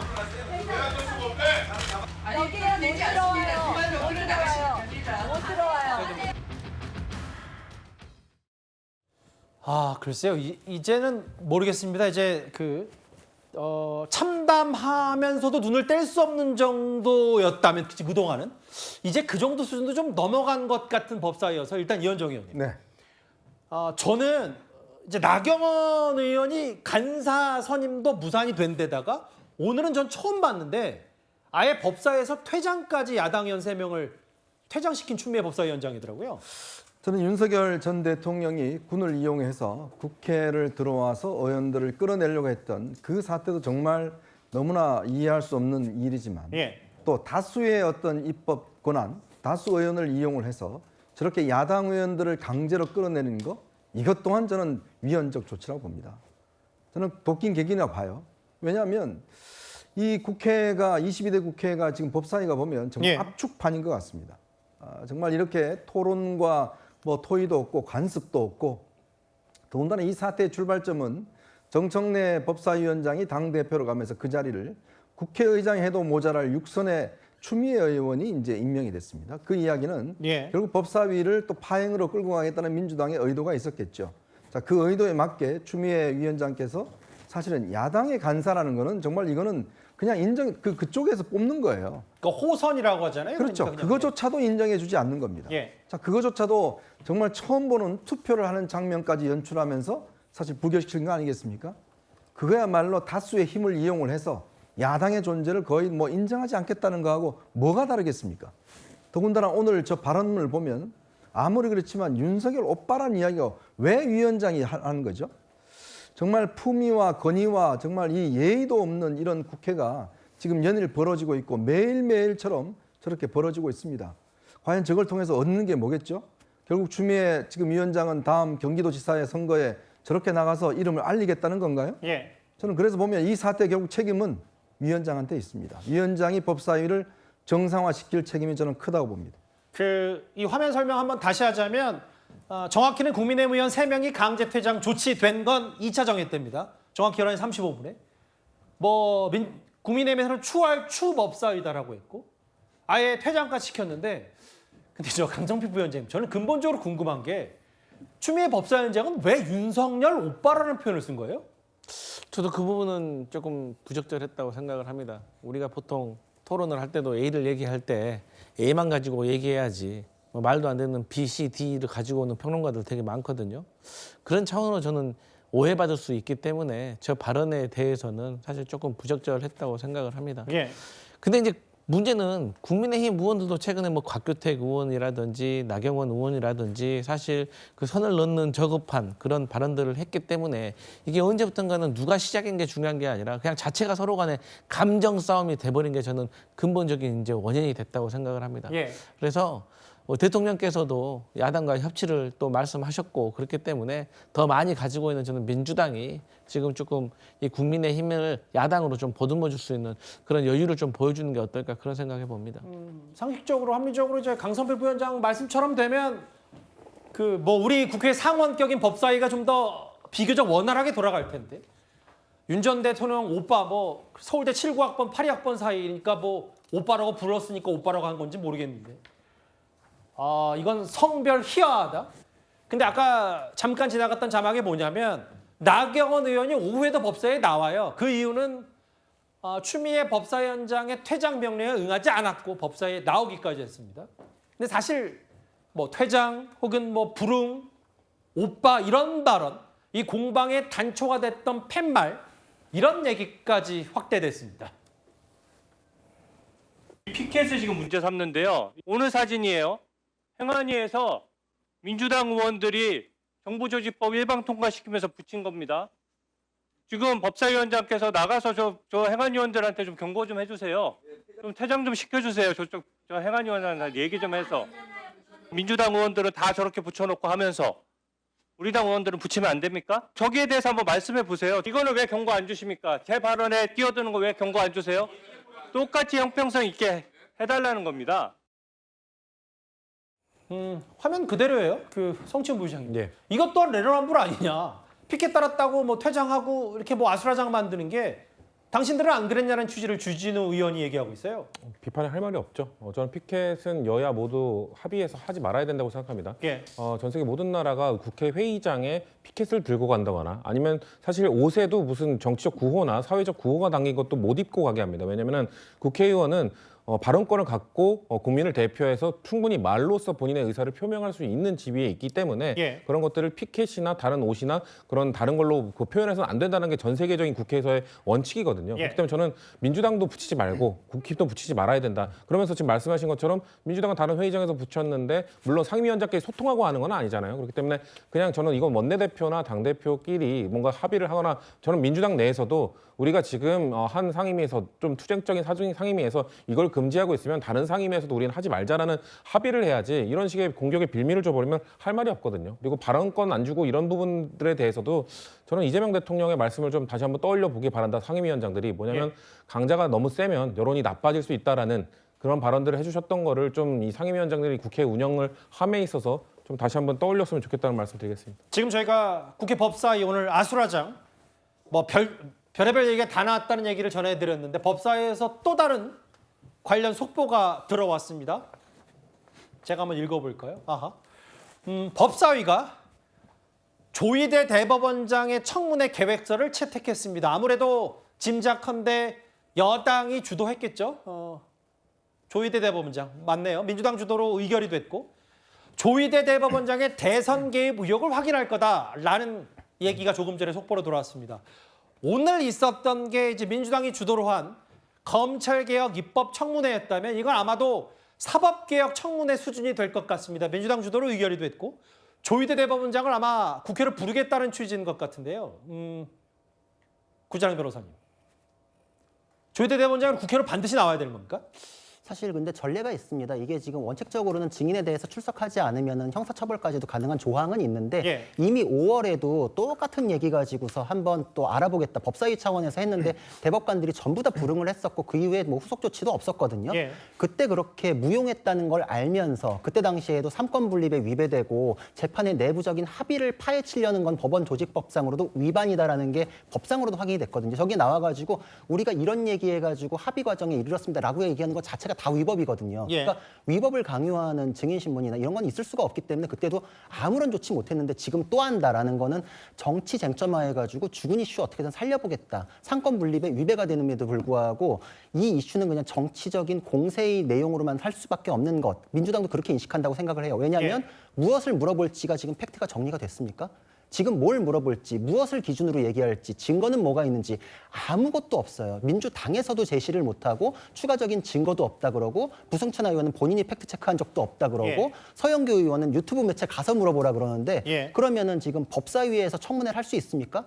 본인들도 모르는데 그럼 유튜브에 운영자들 불러서 물어보세요 이렇게 해야 되는 거 아닌가요? 이거 완전 웃음거리밖에 안 되면서 사법부 독립을 침해하기 때문에 있어서는 안 되는 절차라고 생각합니다. 사법부 수장을 부르겠다 국회로. 시간과 날짜까지 나왔어요. 그러니까 30일이면 다음 주 화요일입니다. 9월 30일 오전 10시에 열겠다. 이른바 조희대 청문회. 강선필 부위원장님, 네. 아까 구 변호사 얘기는 물어볼 게 뭐가 있느냐라는 건데 아까 잠깐 속보자마에 갔을 때 왜 뭐 파기환송 혹은 이재명 당시 대표의 공직선거법 위반 재판에 속도전을 벌였냐? 이걸 집중적으로 캐묻겠다는 민주당 생각인 겁니까? 그러니까 저는 방금 앵커께서 말씀하셨던 내용 포함해가지고 물어볼 거 되게 많을 것 같아요. 궁금한 점도 많고 또 거기에 대해서 조희대 대법원장이 만약에 나온다고 하면 어떻게 답변할까도 저는 상당히 궁금합니다. 다만 저는 고민이 있습니다. 이 법사위가 과연 지도부와 상의를 했을까? 저는 상의를 했는가가 사실 되게 중요하다고 생각을 하고 대법원장이 전 나오지 않을 거라고 생각하기 때문에 기본적으로 법사위 주도하는 저 청문회가 과연 개최될까? 저는 사실 그 성사 여부가 안 될 수도 있는 거예요? 아닐 가능성이 저는 많다는 생각이 들어서 예. 저는 그게 먼저 우선돼야지 뭐 나오기만 한다면요 물어볼 게 없겠습니까? 저는 물어볼 게 너무 많을 것 같은데. 그래서 이 부분은 또 민주당이 사실 법사위가 지도부랑 좀 상의를 해가지고 이게 예. 정무적으로 그리고 특히나 이제 중도층에 있는 국민들이 어떻게 받아들일지에 대해서 예민하게 판단할 필요가 있다고 보여집니다. 그게 오늘 법사위에서 꽤 굵직한 이슈들이 우수수 쏟아졌어요. 이른바 조희대 청문회를 다음 주 화요일 10시에 열겠다는 게 이제 민주당의 생각인데 실제 성사 여부는 좀 더 지켜봐야 되고 조금 전 국회 법사위로부터 속보 저희 뉴스탑10에서 바로 전해드렸습니다. 그러면 또 자연스럽게 지금 해당 인물 얘기로 주제가 전환할 수 있을 것 같습니다. 다음 주입니다. 지금 방금 보신 속보 그대로 최근 여당의 확실한 공격 목표는 조희대 대법원장입니다. 근데 조희대 대법원장이 오늘 한 행사에서 개회사를 했는데 그 메시지가 꽤 의미심장합니다. 세종대왕께서는 법을 왕권 강화를 위한 통치 수단이 아니라 백성들의 삶의 질을 향상시키고 그들의 권리를 보장하는 규범적 토대로 삼으셨습니다. 이처럼 백성을 중심에 둔 세종대왕의 사법 철학은 시대를 초월하여 오늘날 우리가 지향해야 할 사법의 가치와도 깊이 맞닿아 있습니다. 법의 공포와 집행에 있어서는 백성들에게 충분히 알리셨고 공법 시행을 앞두고서는 전국적으로 민심을 수렴하여 백성들의 뜻을 반영하고자 노력하셨습니다. 굳이 평가할 가치를 느끼지 못합니다만 적어도 직위원 재판장의 희대의 방법으로 내란숙의 윤석열을 구속 취소 석방한 그런 법원의 수장으로서 할 말은 아니다라는 생각이 듭니다. 이게 뭐 세종대왕 관련된 이제 컨퍼런스 이제 한 행사에 세종대왕은 법을 왕권 강화로 쓴 게 아니라 백성의 삶의 질을 높이는 것 썼다. 그 이현정 의원님, 네. 뭐 당연히 맞는 얘기긴 한데 앞서 속보로 봤다시피 본인 관련 청문회도 개최한다는 민주당. 이게 단순히 사법 독립만을 주장한다고 하기에는 조희대 대법원장의 말이 좀 의미심장해 보이거든요. 그렇죠. 오늘 이제 컨퍼런스는 한 10여 개국의 대법원장과 대법관들이 참여하는 그런 컨퍼런스였습니다. 예. 근데 이제 우리 훈민정음을 창제한 세종대왕의 어떤 이유, 법적인 이유를 아마 조희대 대법원장이 이제 구체적으로 살펴본 것 같아요. 즉 당시에 우리나라 국민들이 전혀 일단 이 한자를 읽을 수가 없으니까 세종대왕께서 이제 훈민정음을 창제해서 가장 중요한 것은 법으로 평등하게 또 법적인 어떤 피해를 받지 않도록 그렇게 이제 세심하게 신경을 썼다라는 부분 아니겠습니까? 특히 세종대왕께서 이 법을 만든 이유가 법은 왕권 강화를 위한 통치 수단이 아니라 백성들의 삶의 질을 향상시키고 그들의 권리를 보장하는 기본적인 토대로 삼으셨다라는 이야기를 합니다. 그러게요. 자, 바로 이 이야기가 굉장히 저는 울림이 있다고 생각이 듭니다. 현재 지금 민주당 주도의 국회에서 하고 있는 여러 가지 법적 개정들이 과연 국민을 위해 사는 것인가? 라는 문제에 대한 의문을 던진다고 봐요. 예. 자, 검찰의 수사권과 기소권을 분리하면 국민이 편해지고 국민의 어떤 이 치안이 확보가 될까요? 자, 그 문제에 대해서는 저희들이 뭐 수차례 토론을 해왔고 예. 더군다나 대법관들을 26명까지 증원한다는 문제, 자, 이런 것들이 과연 그러면 국민들의 법적인 효력가 있을 것인지, 자, 더 모든 것들이 보면 본인들의 또 특히 또 이재명 대통령의 사법적 리스크를 제거하기 위한 어떤 이 위헌 입법, 자, 이런 것들이 문제가 되기 때문에 예. 사실은 지금의 민주당의 어떤 입법 독주를 비판받고 있는 거 아니겠습니까? 결국 법을 만드는 입법부의 할 일은 국민 전체의 이득이 되느냐 안 되느냐를 가장 먼저 우선시 따져야 되는데 자기 진영과 자기 진영의 대통령과 자기 국회의원들의 이익을 위해서 법을 개정하는 것이 아닌가라는 문제를 상당히 어떤 세종대왕을 빗대서 은유적으로 오늘 비판하신 게 아닌가 싶습니다. 글쎄요. 법치, 사법부 독립 600년 전 세종대왕도 중시했다. 근데 지금 현재 사법부의 수장, 이 법조인을 꽤 오래 했던 조희대 대법원장이 했을 땐 그게 안 된다는 얘기를 또 은유적으로 푼 것 같기도 하고요. 아무래도 지금 그 정부와의 관계 속에서 저런 발언을 한 게 뭐 지금 이재명 대통령이나 우리 민주당을 향해서 하는 말씀 같다는 말씀 그 의미로 받아들일 수밖에 없을 것 같고요. 예. 사실 뭐 세종대왕과 비교를 한다면 그 어느 누가 과연 견줄 수 있겠습니까? 가장 존경받는 조선시대 왕이기 때문에. 근데 그럼에도 불구하고 저는 조희대 대법원장에 대해서 비판을 하고 싶은 것은 그런 이야기를 윤석열 정부 때는 왜 안 했습니까? 윤석열 대통령이 정말 군주제 왕처럼 권력을 행사하려고 할 때, 예. 그럴 때 왜, 그리고 비상계엄을 했을 때, 법을 넘어서는 권한을 행사했을 때 왜 대법원장, 사법부의 수장으로서 왜 침묵했습니까? 그런 거에 대해서 비판을 하고 싶고요. 그리고 그 본인이 했던 말을 그대로 돌려드리면 정말 세종대왕을 존경한다면 사법 권력을 대통령을 풀어주는 수단으로 썼던 지기현 부장판사에 대해서는 왜 아무 말도 하지 않냐, 이런 비판을 할 수밖에 없고요. 그리고 아까 그 대법관 증언도 말씀이 나왔기 때문에 살짝만 말씀을 드리면 예. 대한민국 정치사에서 대법관 증언을 최초로 말했던 정당은 한나라당입니다. 예. 2010년에 대법관 증언해야 된다. 그 당시에 주장을 했던 보수 진영의 이야기, 본인들이 뽑자고 하면, 본인들이 늘리자고 하면은 대법관 증언이 아주 올바르게 이루어지는 것이고, 민주당이 증언하자고 하면은 이재명 대통령을 위한 것입니까? 그러면 대법관을 뽑는 방식의 중립성을 어떻게 담보할 것인지에 대한 논의를 하는 것이 건전한 토론이지, 여기서 뭐 대법관 증언을 하는 거는 그냥 이재명 정부를 위한 거다, 민주당을 위한 것이다라고 말해버리면 아무것도 개혁할 수 없을 것이다라는 말씀 드리고 싶습니다. 사실 조희대 대법원장을 향한 지난주에 민주당 여권의 총공세는 바로 왜 한덕수 전 총리와 수상한 만남을 가졌냐라는 녹취록에 근거했던 의혹 제기라고 주장을 했는데, 뭐 한두 발 빼는 듯 하다가 다시 본질은 대선 개입 의혹이다라고 노선을 바꾼 것 같은데요. 오늘 법사위에서 조국혁신당 박은정 의원이 이런 주장을 했습니다.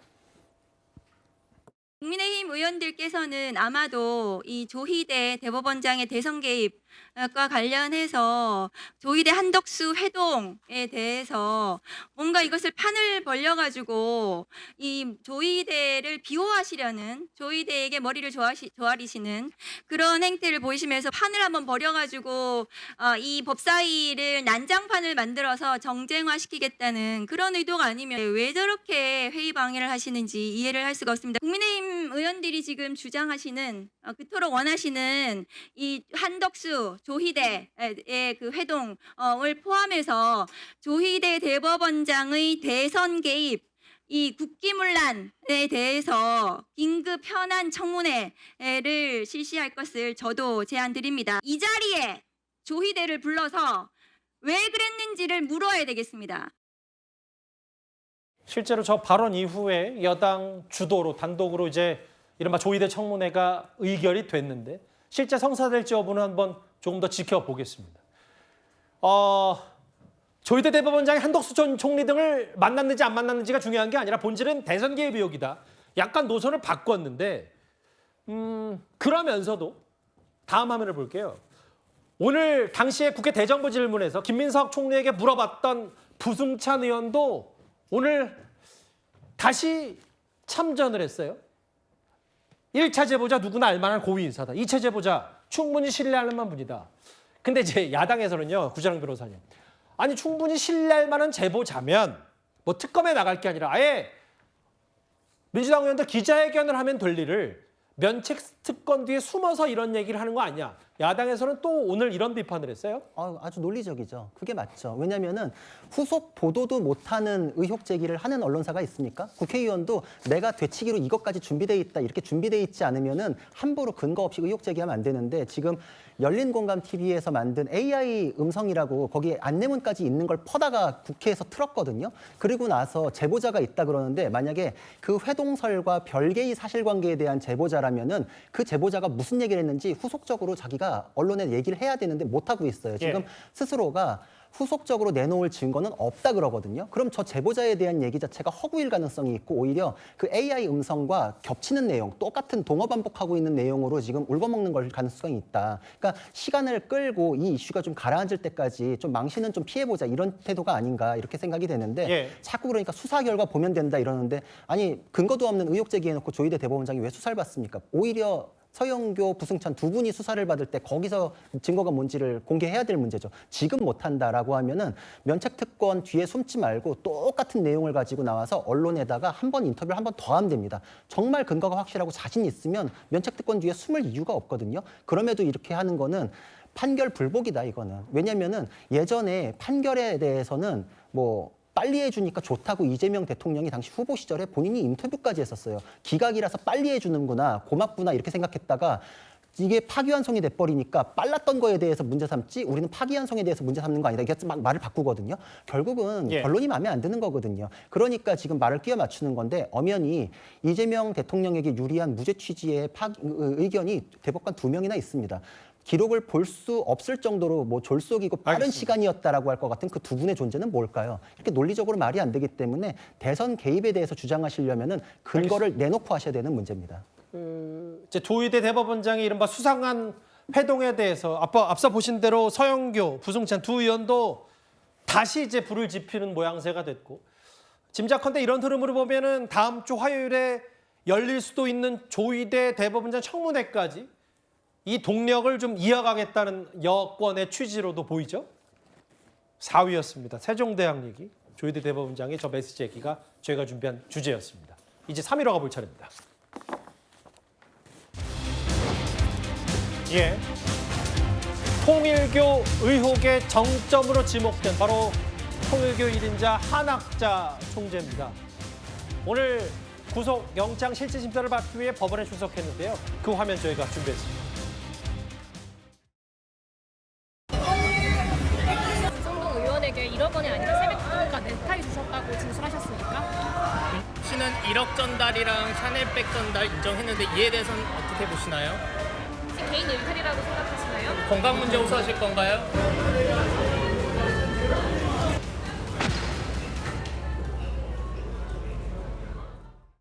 오늘 통일교 신자들 일부가 이제 구속 위기에 몰린 이제 한학자 총재를 응원하기 위해서 현장에 왔던 모습도 잠깐 봤는데요. 은균천 부위원장님. 통일교 측이 어제부터 오늘까지 여러 메시지를 냈는데 고령이다, 건강 문제 있고 도주 증거인멸 우려 없는데 왜 구속이 돼야 되냐? 근데 특검은 단호한 것 같은데 구속 가능성을 얼마나 보십니까?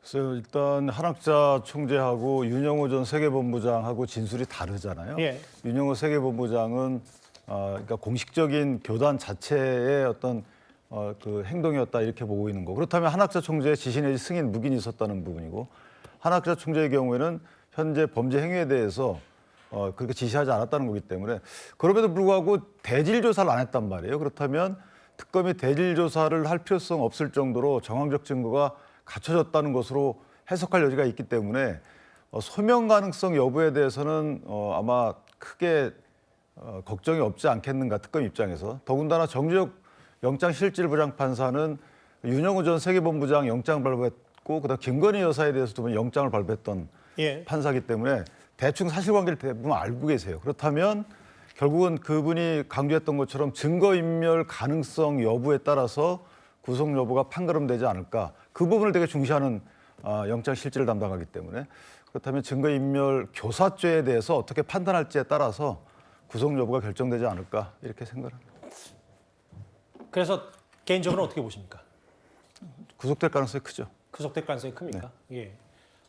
오늘 휠체어를 타고 8순이 넘은 한학자 총재이기 때문에 통일교 측은 굳이 신병을 확보해 수사할 필요가 뭐 있냐는 입장을 얘기를 하고 있는데 이게 통일교 의혹의 정점. 이미 이제 권성동 의원은 구속이 돼 있고 특히 지난주 금요일에 여러 보도를 통해 나왔던 10만 명이 넘는 이 통일교 신자가 지금 국민의힘 당원이고 뭐 10만 명이든 100만 명이든 그게 중요한 게 아니라 집단 입당을 해서 누군가를 의도적으로 전당대 때 밀어주려 했다면 문제 아니냐. 그 성춘 부장님. 예. 주진 의원도 주말 새 반격을 했어요. 당원 가입은 강요는 민노총과 민주당이 먼저 맛집이다. 이걸 굳이 정치 공세화시켜서 정당 해산 사유로 인정할 수 없다라고 얘기했습니다. 글쎄요. 본인들이 일단 3,500이라고 밝혔었나요? 그러니까 지금 특검이 주장하는 것과 수치가 다르고 그리고 만약 정말 지금 단순히 통일교 사람들이 국민의힘에 가입한 게 문제가 되는 게 아니거든요. 그의 대가성으로 뭔가 통일교의 수건 사업을 들어줬고 예. 통일교는 지금 한학자 총재가 받고 있는 혐의인 돈도 전달했고 그리고 당원도 가입시켜주면서 전당대회에 조직적인 도움도 줬고 이런 것들을 들여다보고 있는 겁니다. 그렇기 때문에 지금 국민의힘 주진원이나 국민의힘 측에서 인사들이 할 것은 지금 뭐 국민 10명 중 1명이 국민의힘 당원이니 통일교인 10명 중 1명 정도는 국힘 당원일 수 있다는 그 엉터리 통계를 이야기할 때가 아니거든요. 숫자 통계학적으로 맞지도 않는 얘기고요. 그렇기 때문에 그런 이야기를 할 게 아니라 지금 검찰이 들여다보고 있는 이유, 검찰 그 통일교 내부의 그 관계자들의 문자 주고받은 문자에서 뭐 2만 몇천 명이다, 1만 몇천 명이다, 청년들을 가입시켜야 된다, 권리당원을 확보해야 된다 이런 이야기들을 뭔가 그 내부자들끼리 주고받은 그 문자를 봤다면은 특검은 당연히 이것과의 연관성을 들여다보는 거는 기소의 기본입니다. 그렇기 때문에 이런 거에 대해서 무슨 야당에 대한 탄압이다, 그리고 뭐 특정 종교에 대한 탄압이다 이런 식으로 레토릭을 짜고 프레임을 짤 것이 아니라 수사에 적극 협조해서 본인들이 정말 떳떳하다면 털어낼 거 털어내셔야 된다는 말씀 드리고 싶습니다. 이러면 오늘 밤이면 통일교 1인자 한학자 총재 구속 여부가 결정이 되겠죠. 아마 특검으로서는 이제 통일교, 국민의힘과의 연관성, 정교 유착 관련 의혹에 오늘 여러 신병 확보, 한학자 총재 신병 확보가 특검 입장에서 분수령이 될 것 같습니다. 3위였습니다. 지난주에 암흑과도 같은, 악몽과도 같은 한 주를 보낸 국민의힘인데 어제 대구로 한번 가보겠습니다. 6년 만에 장외 집회였습니다. 어제 대략 이제 국민의힘 추산으로는 한 7만 명 정도가 여기 보시는 이 동대구역에 운집을 했고 대통령이라는 호칭과 직함도 생략한 채 이재명 독재 시대다 규탄 집회까지 열었는데요. 일단 현장 화면을 본 뒤에 국민의힘 내부에서도 이견이 나오는 목소리까지 한번 묶어서 들어보겠습니다. 이제 하다 대법원장을 제거하겠다며 쓰레기 같은 정치 공작까지 감행하고 있습니다. 정치 특검은 굶주린 하이에나처럼 이리저리 날뛰면서 박튀는 대로 집어삼키고 있습니다. 이재명을 끝내야 합니다, 여러분. 저는 이재명을 대통령이라 부르지 않습니다. 재판만 속게 된다면 당선 무효 아닙니까? 이재명 당선 무효. 국민의힘에 대한 국민들의 뭐 불신이라고 해야 될까요? 아직은 좀 있는 상황이기 때문에 장외투쟁할 건 아닌 것 같고 이게 과연 중도층의 마음을 돌리는 데 도움이 되느냐, 자꾸 바깥으로 많이 나아가는 거는 좀 좋은 건 아니라고 생각해요. 예. 재판 속기 다시 시작해야 된다. 재판 속게 되면 당선 무효다. 국민의힘 지도부 장동혁 대표와 김은수 최고위원이 이런 얘기를 했는데 7만 명 가까이 모았다고 국민의힘 얘기하고 있더라고요. 다음 화면을 보겠습니다. 어제 국민의힘 소속의 한 107명 정도 의원 가운데 한 70여 명이 모였다고 했는데요. 유현정 의원님. 네. 김재섭 의원 얘기는 이거 장애투쟁 효과 없고 오늘 인터뷰 보니까 서울에서 또 장애 집회를 열어도 본인은 갈 생각이 없다. 이렇게까지 김재섭 의원은 얘기를 하더라고요. 그러니까 뭐 지금 사실 야당이 국민의힘이 할 수 있는 거라는 거는 뭐 별로 없어 보입니다. 원내에서 일단 뭐 의석 자체가 굉장히 적기 때문에 사실 뭐 일방적으로 휘둘릴 수밖에 없는 상황에서 이제 어떤 마지막 남은 게 이제 장외 투쟁인데 예. 사실 그 효과 자체가 그렇게 크지 않아 보입니다. 더군다나 지금 장외 집회에서 뭐 이재명 대통령을 끌어내리겠다 하는데 현실적인 이슈가 아니죠. 어떻게 끌어내립니까? 지금 뭐 탄핵할 수 있는 의석도 없고 또 그렇다고 지금 대법원이 이미 각종 재판은 다 임기후로 사실상 연기가 돼 있는 상황인데 그걸 지금 억지로 국민의힘을 어떻게 하겠습니까? 지금 뭐 법사위 좀 전에 우리가 봤지만 법사위 간사 하나 지금 임명 못하고 있는 게 국민의힘 현실 아니겠어요? 그러니까 굉장히 공허하다는 이야기 말씀을 드리는 거예요. 저런 주장 자체가 정말 장애 집회 모인 사람들의 어떤 호응은 있겠지만 그러니까 실질적으로 행동으로 이어질 수 없는 이슈를 자꾸 저렇게 이야기를 하면 오히려 지지층들로부터는 더 공허함만 키우는 그런 상황이 아닌가 싶습니다. 즉 희망 고문을 하는 거예요. 우리가 힘을 모으면 할 수 있다라고 이야기를 하지만 그렇게 할 수 없는 거거든요. 오히려 정말 중요한 것은 어떻게 하면 내년 지방선거 때 승리를 할 수 있느냐. 왜냐하면 이제 민주주의 사회에서 오로지 할 수 있는 일은 선거 승리밖에 없습니다. 자, 그렇다면 그 승리를 하기 위한 방법은 뭐냐?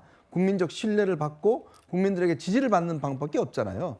근데 그게 과연 이제 장애 집회인 것인지 아니면 다른 방법을 동원해야 될 것인지 그런 문제에 대한 고민이 필요할 것 같습니다. 그 이제 박정화 의원이 무슨 얘기를 했냐면 뭐 민심부터 들어야 된다. 기초 없이 심화 과정 먼저 들어간 것 같다.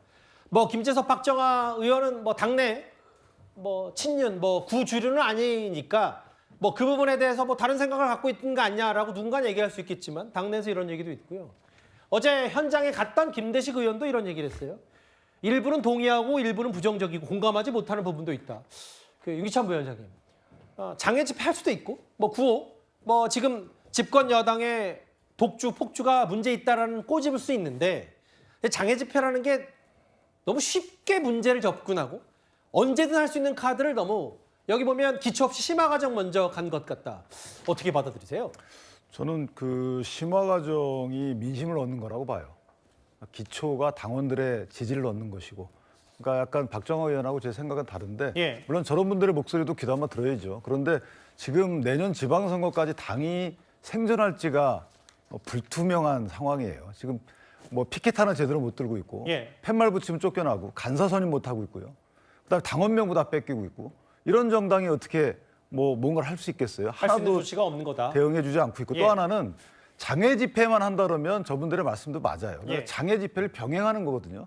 원내에서 투쟁은 그대로 하는 거고, 그다음에 장애 집회까지 하겠다는 것이라서 지금 필리버스터도 계속 하겠다는 거예요. 그러면 국정감사는 국정감사대로, 예. 그다음에 입법에 대해서 국민적 설득, 필리버스터를 통해서 이것도 그대로 하고, 그다음에 장애 집회도 하겠다는 거라서 장애 집회에서 나오는 여러 가지 용어에 대한 순화 이런 부분은 제가 지적할 수 있다고 하더라도 예. 뭐 똘마니가 아니고 예를 들면 뭐 꼭두각시 이런 식으로.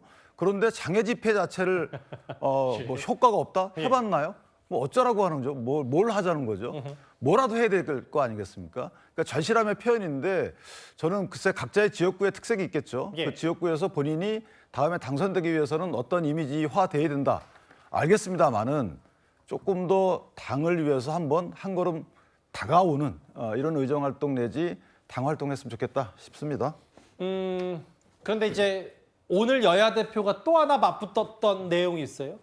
아까 뭐 법사위에서는 윤석열 오빠 뭐 이런 표현도 나왔지만 여기도 수위 높은 설전이 여야 대표 간에 오고 갔습니다. 화면을 준비했습니다. 여당 대표라는 정청래는 그 하이에나 뒤에 숨어서 음흉한 표정으로 이재명과 김어준의 똘마니를 자처하고 있습니다. 반헌법적인 정치 테러 집단의 수괴입니다. 장외 투쟁이 아니라 한낱 장외 투정에 불과합니다. 입에 담을 수 없는 막말, 망언이 난무했습니다. 입도 더러워지고 귀도 더러워졌습니다. 저는 어제 귀를 씻었습니다. 정청래 대표의 말장난에 대해서 제가 일일이 답하지 않겠습니다. 우리는 충분히 장애 투쟁을 할 이유가 있고 어제 장애 투쟁에서 국민들께 충분히 메시지를 전달했다고 생각합니다. 장도혁 대표에 대한 뭐 비판, 엇갈린 시선은 앞서도 좀 만나봤으니까요. 이현정 의원과 윤기찬 부위원장이 설명하셨다시피 강서필 부위원장님. 네. 똘마니라는 표현 아직 한 번만 읽겠습니다. 한 번만. 근데 이제 정청래 대표가 물론 뭐 내란 세력 비판도 했고 실제로 장애는 나간 국민의힘의 정치적 행보에 대해서 비판할 수 있는데 오물배설할 때 냄새나니 입이 닦아라 하더니 지난번에 이재명 대통령 중간에 두고 둘이 악수도 했잖아요. 다시 볼 생각은 없나 봅니다. 아니 그래도 또 대통령이 부르면 두 분 가서 만나시고 또 악수하실 거라고 생각하는데 일단 가는 말이 고와야 오는 말이 곱다라고 생각을 해요. 일단 저는 장동혁 대표께서 뭐 이런저런 비판하고 뭐 하시는 건 좋죠. 또 야당 당수가 또 무대 위에 올라가서 또 지지자들이 환호해주면 또 얼마나 벅찬 감정이 있겠습니까만은 그래도 이제 좀 똘만이란 말은 그래도 보수 정당의 품격을 중요시 여기는 정당으로 제가 알고 있는데 보수 정당의 대표가 쓰기에는 똘만이란 말은 너무나도 조금 가볍다라는 생각이 들고 저는 이제 이런 생각은 합니다. 저렇게 이제 동대구역 가서 하면 아무래도 국민의힘의 텃밭이다 보니까 많이 지지도 해주시고 환호도 해주실 거예요. 근데 저는 그게 상당히 위험하다고 봐요. 정말 본인들에게 지지해주는 사람들 말고 정말 중도층이 많이 있는 곳에 가서 저런 집회를 한번 해보세요. 그러면 차가운 민심이 전 느껴질 거라고 생각을 해요.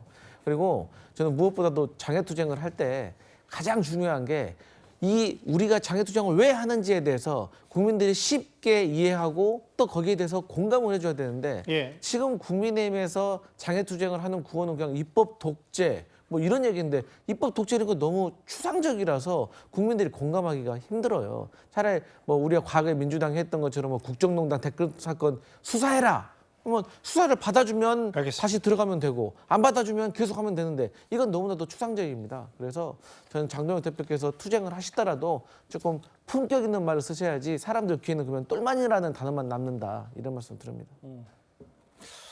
SNS에 그 격양된 반응들의 여야 대표 논쟁이 있었습니다. 어제 장애 집회, 국민의힘의 6년 만에 장애 집회 관련된 정치권의 공방이 저희가 준비한 2위였습니다. 이제 주제 딱 하나 남았는데요. 그 전에 지금까지 들어온 여러분들의 목소리를 만나볼 차례입니다. 첫 번째 댓글입니다. 전지현 씨가 드라마 대사만 했을 뿐인데 중국 내부 일부가 발끈했다. 오해하지 말자라고 하셨어요. 그러게요. 오해하지 말아야 될 텐데. 그 예비 신랑 신부 5성급 유명 호텔 마른 하늘의 날벼락이다라고 하셨어요. 돌연 예약이 취소한다고 통보했기 때문에. 만나기만 하면 르렁인데 법사위는 싸우는 곳이 아닙니다라고 하셨어요. 내란이 만병통치약인가라고 하셨습니다. 최근에 나경원 의원도 비슷한 말을 했죠. 마지막 보겠습니다. 예, 세종대왕이 하늘나라에 쯧쯧쯧하고 있을 것 같다. 댓글 5개 모두 감사드립니다. 최근 북중러 밀착 기류와 무관치 않을 겁니다. 북한의 김정은 위원장이 트럼프 대통령과 이재명 대통령을 각각 언급했는데 메시지는 참 온도차가 있습니다. 직접 관련 목소리 듣고 와서 얘기를 나눠보도록 하겠습니다. 조선민주주의인민공화국 최고인민회의 제14기 제13차 회의가 9월 20일과 21일 만수대 의사당에서 진행됐습니다. 조선반도와 주변의 정세 추이를 엄정히 분석하시면서 공화국 정부의 원칙적인 대미 대한 입장을 천명하셨습니다. 김정은 동지께서는 인민들로부터 국정을 위임받았고 인민을 위하여 일할 것을 결의한 대의원들이 공화국의 융성과 인민의 리상 실현을 위하여 보다 적극적으로 헌신적으로 분투해 나갈 것을 열렬히 호소하셨습니다. 메시지는 이렇습니다. 트럼프 대통령에서 아직도 개인적으로는 좋은 추억이 있다. 비핵화 집념 턴다면 마주 서질 못할 이유 없다. 다음 화면 볼게요. 우리로서는 이게 더 중요해 보입니다. 이현정 의원님. 네. 이재명 대통령을 거론하면서 마주 앉을 일이 없다. 결탄코 통일은 불필요하다. 그 북한 김정은 위원장의 갈라치기 혹은 여러 전략들은 어제 오늘 일은 아닙니다만 그 수위가 예전과는 좀 다르다는 느낌을 지울 수가 없거든요.